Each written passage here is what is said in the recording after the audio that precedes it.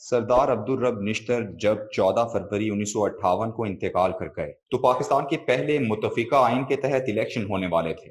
یہ آئین پاکستان کی پہلی آئین ساز اسمبلی نے 29 فروری 1956 کو منظور کیا تھا۔ اس کی اہم ترین بات یہ تھی کہ یہ مشرقی اور مغربی پاکستان کو بلا تخصیص آبادی، رقبہ اور وسائل برابری کا درجہ دیتا تھا۔ دنیا کے لاتعداد ممالک جہاں مختلف قومیتیں اور نسلیں آباد ہیں، وہاں استحصال کو روکنے کے لیے آبادی کے لحاظ سے بڑے یا چھوٹے صوبوں کو مرکز میں برابر کا حصہ دیا جاتا ہے۔ قائد اعظم کے ساتھ ہی مشہور بنگالی رہنما حسین شہید سہروردی کہا کرتے تھے کہ میں نے بنگالیوں سے برابری کا اصول بڑی مشکل سے منوایا ہے اور یہ اصول دونوں صوبوں کے رشتے کو مضبوط کرے گا۔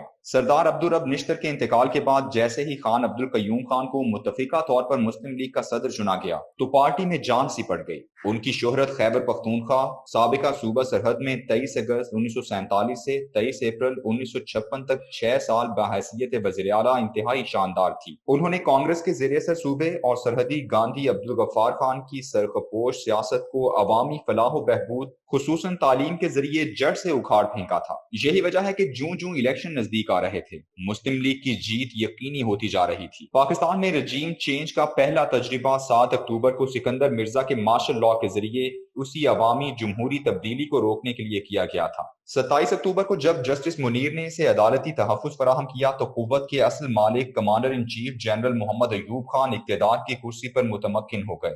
یہ پاکستان کے انتخابی نظام پر پہلی براہ راست واضح اور کھلی دھاندلی تھی۔ براہ راست ووٹوں سے گھبرائے ہوئے حکمران جو سول اور ملٹری بیوروکریسی کی صورت مسلط تھے، اب ایک منظم دھاندلی کے منصوبے پر عمل پیرا ہو گئے۔ عوام کو براہ راست ووٹ کے حق سے محروم کرنے کے لیے 1962 کا ایسا آئین مرتب کیا گیا جس کے تحت عوام اپنے حلقے سے ایک بی ڈی ممبر منتخب کر کے پھر مزید انتخابی عمل سے لا تعلق ہو جاتے۔ ایسے بی ڈی ممبران کی کل تعداد 80,000 تھی۔ وہ جسے چاہیں صدر منتخب کریں اور جسے چاہیں ممبر اسمبلی۔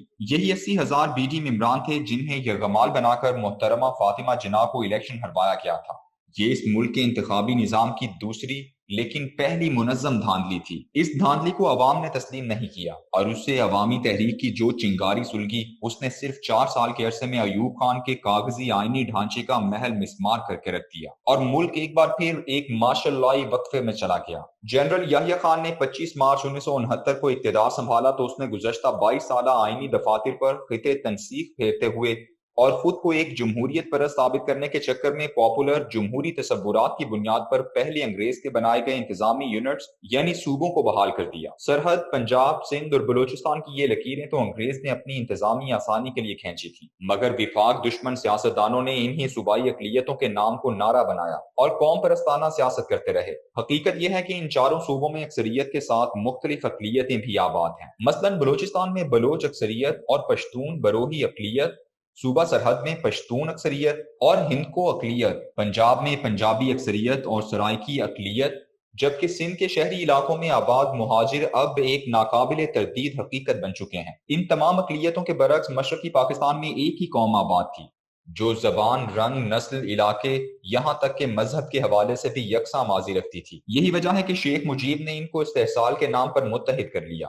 ایسی صورتحال میں ایک فرد ایک بورڈ کا انتخاب خاصا تباہ کن ہو سکتا تھا، لیکن پاکستان کی منہ زور اندھی اسٹیبلشمنٹ اپنے ہی خمار میں تھی۔ 7 دسمبر 1970 کو ہونے والے انتخابات کے بارے خفیہ اداروں نے جو رپورٹیں مرتب کی، ان کے مطابق ملک کی سیاست ایسی الجھی ہوئی دکھائی گئی کہ کوئی بھی پارٹی الیکشن میں واضح اکثریت حاصل نہیں کر سکے گی۔ یہی وجہ ہے کہ یحییٰ خان نے بے فکر ہو کر صاف شفاف الیکشن کروانے کا فیصلہ کر لیا۔ یہ ملک کے واحد الیکشن ہیں کہ جن میں کسی بھی قسم کی دھاندلی کا ثبوت نہیں ملتا۔ تمام ڈیپٹی کمشنروں کو ہدایات دے دی گئی تھی کہ آپ نے آزادانہ، صاف اور شفاف الیکشن کروانے ہیں۔ الیکشن میں دھاندلی ضلعی انتظامیہ کے بغیر دشوار ہی نہیں بلکہ ایک طرح سے ناممکن ہوتی ہے۔ ملک کے ان واحد، صاف اور شفاف الیکشنوں میں حیران کن نتائج برآمد ہوئے۔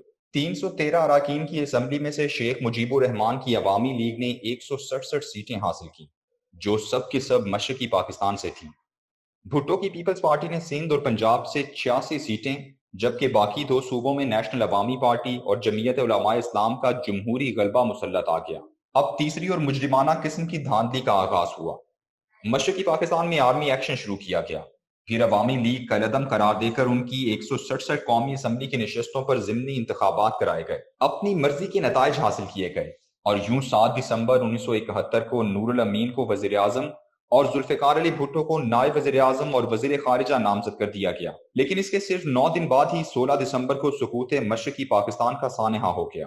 صاف شفاف الیکشن، نتائج توقع کے برعکس، دوبارہ دھاندلی زدہ الیکشن، عوام کا ماننے سے انکار اور سقوط ڈھاکہ، یہ ہے تلخ تاریخ۔ 1970 کے براہ راست صاف اور شفاف الیکشنوں کے نتائج میں اس ملک کی اسٹیبلشمنٹ کو خوفزدہ کر کے رکھ دیا۔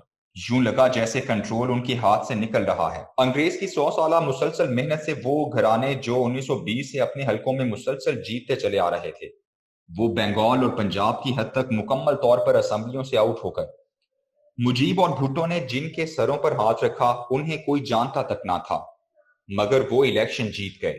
ان نو واردان سیاست سے معاملہ کرنا بہت مشکل کام تھا، اس لیے اسٹیبلشمنٹ نے اپنی بقا کے لیے ایک فیصلہ کیا کہ اب الیکشن کی تنابیں ہمیشہ ہمارے ہاتھ میں ہی رہیں گی۔ الیکشنوں میں دھاندلی کی پلاننگ جہاں بھی ہو، اس پر عمل درآمد مقامی سطح پر ہی ہوتا ہے۔ کوئی بھی ادارہ، خواہ عدلیہ، فوج یا الیکشن کمیشن کیوں نہ ہو، کسی کے پاس نہ وہ صلاحیت موجود ہے اور نہ ہی انتظامی ڈھانچہ کہ وہ ہر حلقے میں ایک منظم دھاندلی کر سکے۔ ہر کسی کو اس بدماشی کے لیے سول ایڈمنسٹریشن کی ضرورت ہوتی ہے۔ یہی وجہ ہے کہ 1977 کے الیکشنوں میں ذوالفقار علی بھٹو نے بھرپور دھاندلی کے لیے ہر ضلع کے ڈیپٹی کمشنر اور ایس پی پولیس کو اپنے ساتھ اس طرح ساتھ ملایا کہ پارٹی کے ٹکٹ بھی ان کی سفارشات کی بنیاد پر بانٹتے گئے۔ 1974 میں شناختی کارڈ آنے کی وجہ سے دھاندلی ذرا سی مشکل ہو گئی تھی، لیکن شاطر انتظامیہ نے پہلے کچھ سیٹوں پر بلا مقابلہ جیت اور پھر الیکشن کے دن کھلی طاقت کے استعمال سے دھاندلی کا ایک ایسا تماشا لگا دیا کہ 7 مارچ 1977 کی شام کو جب قومی اسمبلی کے نتائج سامنے آئے تو لوگوں نے انہیں ماننے سے انکار کر دیا۔ جیسے ہی پیپلز پارٹی کی جیت کا اعلان ہوا تو پاکستان قومی اتحاد نے 11 مارچ 1977 کے صوبائی اسمبلی کے الیکشنوں کا بائیکاٹ کر دیا۔